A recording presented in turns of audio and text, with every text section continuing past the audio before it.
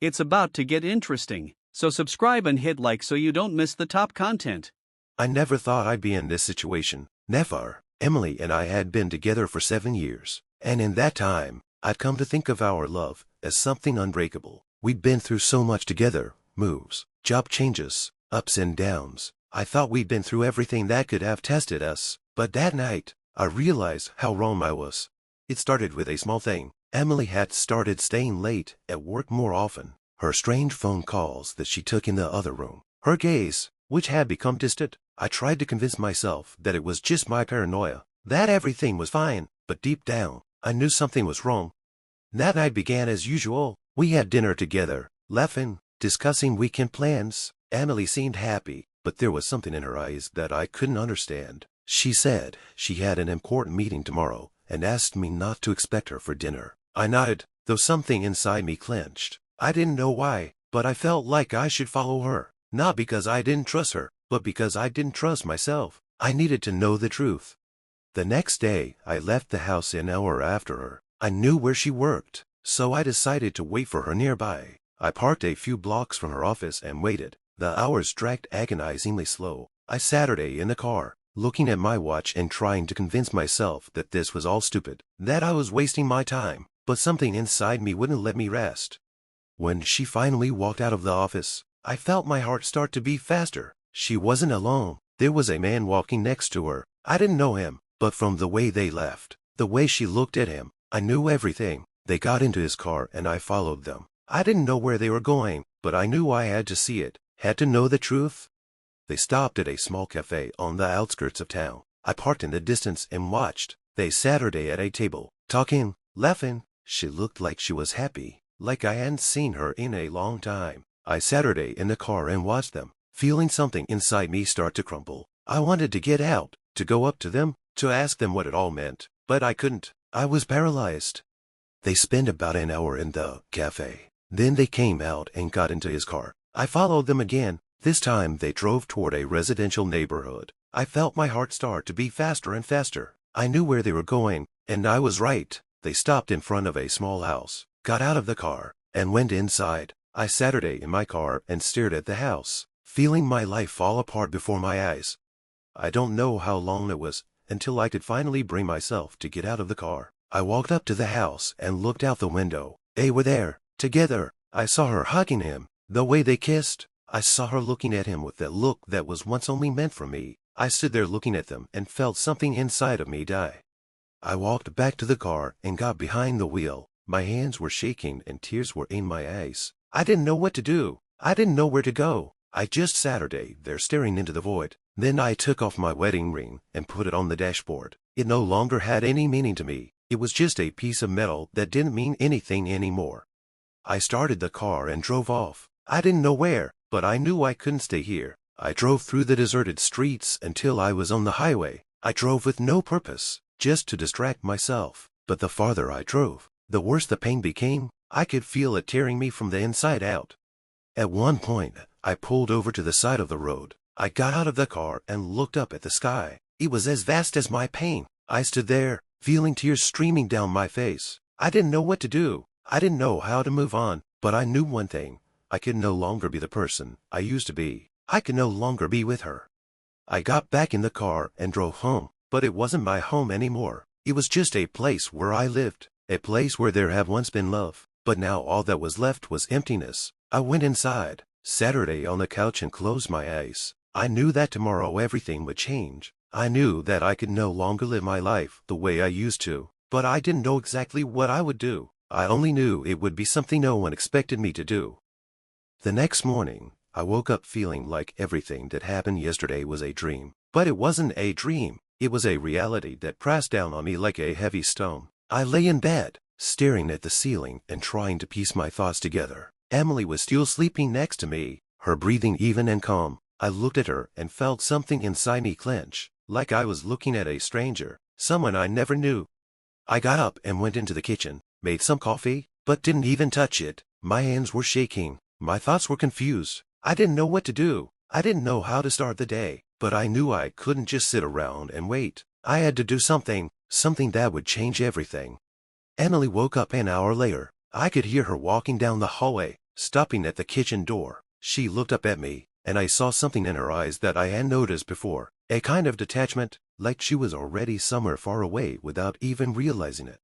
"Are you okay?" she asked, but her voice sounded like she didn't care.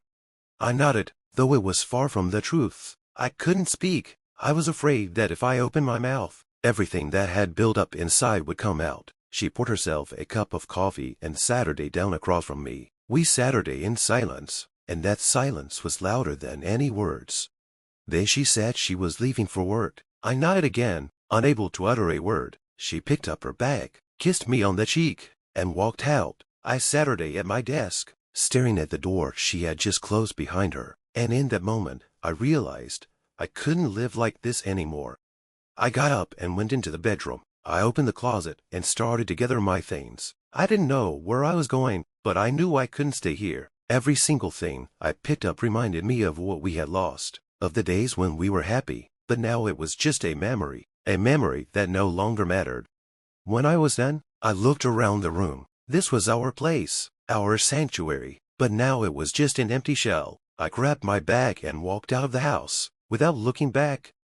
I got in my car and drove. I didn't know where I was going, but it didn't matter. I just drove, trying to distract myself from the thoughts that were swirling around in my head. I drove down the highway, past fields and forests, past small towns that seemed so far away from my reality.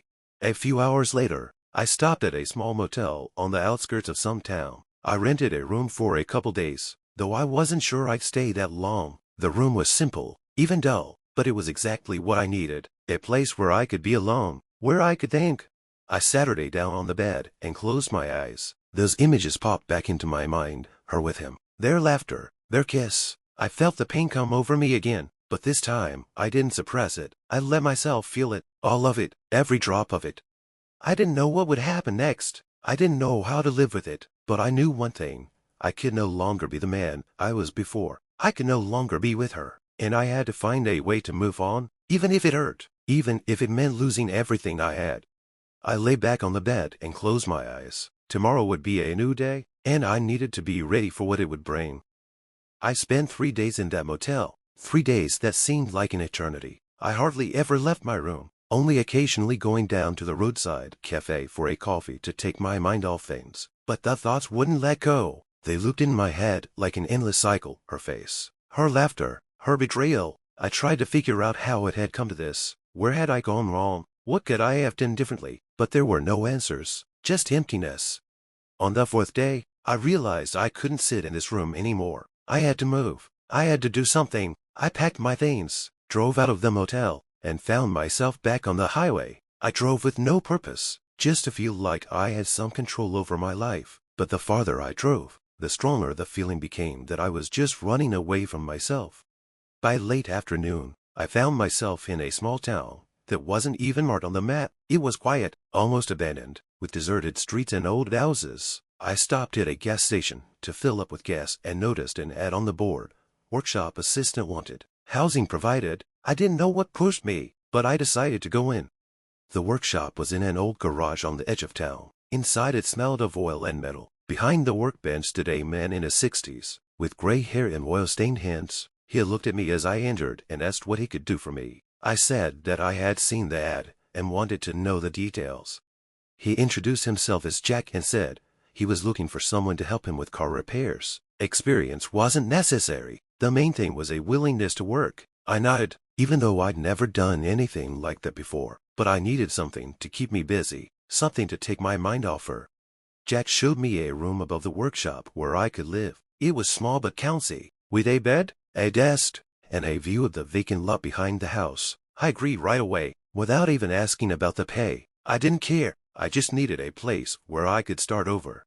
The next day, I started work. Jack proved to be a patient teacher. He showed me how to change oil, how to fix engines, how to work with tools. I didn't succeed at first, but gradually I began to get the hang of it. Working with my hands, the smell of metal, the noise of the tools, all this helped me not to think about the past, at least for a while. But at night, when I was alone in my room, the thoughts would return. I'd lie in the dark and stare at the ceiling, remembering her, remembering how she smiled, how she laughed, how she looked at me, and how it all disappeared. I could feel the pain coming over me again. But now I knew I couldn't just lay there and suffer. I had to move forward, even if it was going to hurt.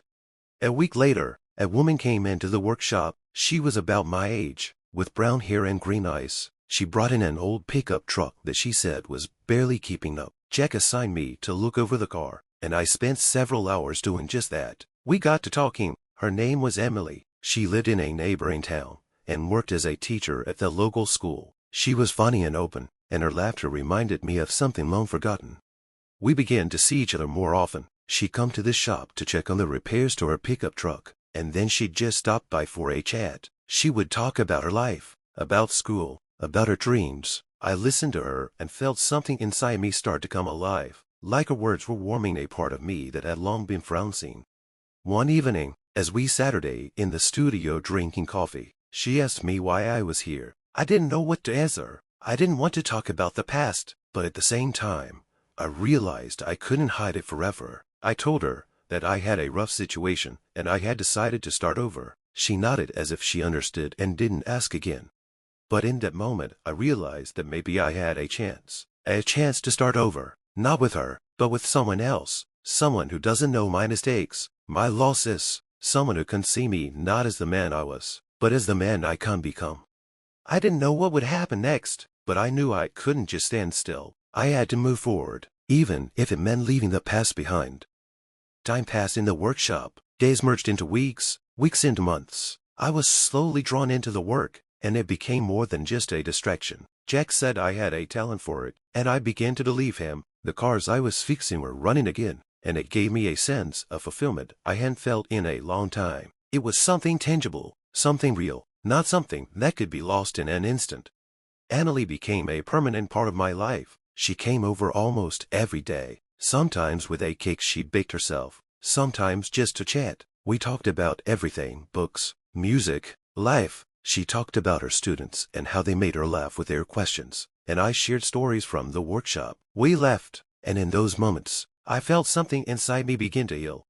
But the past wouldn't let go. It was always there, like a shadow that reminded me of myself at the most unexpected moments. Sometimes, when I was alone, I caught myself thinking about her again, the way she smiled, the way she laughed, the way she looked at me, and how it all ended. I tried to push those thoughts away, but they came back like a haunting melody. One evening, as Emily and I sat on the porch of the workshop watching the sunset, she asked me why I never talked about my past life. I fell silent, not knowing what to say. I didn't want to lie to her, but I wasn't ready to tell her the whole truth either. I said that I had a rough situation, and I decided to put it behind me. She looked at me with her green eyes, and in them I saw understanding. She didn't push, she just took my hand and told me that I could tell her when I was ready. At that moment, I felt something inside me begin to change. I realized that maybe I shouldn't run from the past. Maybe I should accept it as a part of me. But I didn't know how to do that, how to tell her about what I'd seen, how to explain that I took off my wedding ring and left because I couldn't look at her anymore. I didn't know, but I felt that sooner or later I would have to do it. A few weeks later, a man walked into the workshop. He was dressed in an expensive suit, and his car, parked outside, looked like it was worth more than the whole town. He asked if I could fix his car, and I nodded, even though I knew right away that it would not be easy. We got to talking, and it told me he'd come from the big city to visit relatives. His name was Michael, and he was a pleasant conversationalist. But something about him alerted me. Maybe it was the way he looked at me, like he knew something I didn't, or the way he mentioned that he used to work at a law firm. I didn't know what it was, but I had a feeling his appearance was no accident. The next day, when I finished working on his car, he came into the shop and said he wanted to talk. We sat down at the table, and he laid out a file folder on the table. I opened it and saw the pictures of her, and of him, the same man I'd seen her with that day. I felt my heart start to beat faster. Michael explained that he was a private investigator. He was hired to follow her, and in the process came across my story. He said he had information that could be useful to me, information that would change everything. I didn't know what to say. I felt the world around me begin to crumble, but at the same time, I realized that this could be a chance to know the truth, a chance to close this chapter of my life. I picked up the folder and started reading, and with each line, I realized that everything I knew was just the tip of the iceberg. The truth was much more complicated, much more painful, but now I knew. and I had to decide what to do with that knowledge. I was sitting at my desk in the workshop, holding a folder of documents that had just turned my life upside down. Michael, the private investigator, had already left, leaving me alone with this information. I could feel my hands shaking and my mind was spinning a carousel of thoughts, each one more painful than the last. I didn't know how to react. I didn't know what to do, but I did know one thing. Everything made sense now. It turned out that she hadn't just cheated on me. She was part of something bigger. Her relationship with the man I'd seen was only a small part of a complex web of deception. He wasn't just a lover, he was her accomplice. Together they were involved in a fraudulent scheme that involved document fraud, money laundering, and more that I didn't even realize. She was using our life together as a cover, and I was just a pawn in her game. I read the documents over and over again, trying to make sense of everything I'd learned. She hadn't just betrayed me as a man, she betrayed everything we had. Our home, our dreams, our life. It was all built on lies, and I, blind and trusting, had no idea what was going on behind my back. I felt anger come over me, but with it came a strange relief. I knew the truth now, and that truth, as painful as it was freeing. I was no longer a victim. I was no longer someone to be tricked and used. I now knew who she really was. I picked up my phone and dialed her number. She answered almost immediately, as if she was expecting my call. Her voice sounded calm, even warm, as if nothing had happened. I told her I knew everything, that I knew about her affairs, about her deception, about her betrayal. She was silent, and in that silence, I heard everything she didn't say. Then she started making excuses, saying that it wasn't like that she had no choice, that she wanted to protect us. But her words didn't matter to me anymore. I listened to her, but I didn't hear her. I had already made my decision. I told her we were done, that I no longer wanted to see her, hear her, know her, that I wouldn't participate in her games. She tried to say something, but I hung up. It was all I could do. I sat in the workshop, looking at the file folder, and felt something inside me begin to change. I was no longer the person I used to be. I was no longer naive, gullible, blind. I now knew the truth, and that truth made me stronger. A few days later, I met with Emily. I told her everything, about my past life, about the betrayal, about what I'd learned. She listened silently, without interrupting. When I finished, she took my hand and told me she was proud of me, that I had done the right thing, and in her eyes, I saw something I hadn't seen in a long time. Hope. I knew now that the past was behind me. It no longer had power over me. I could move forward, with Emily, with the workshop, with a new life, and even though I knew it wouldn't be an easy road, I was ready for it, because now I knew the truth, and that truth made me free.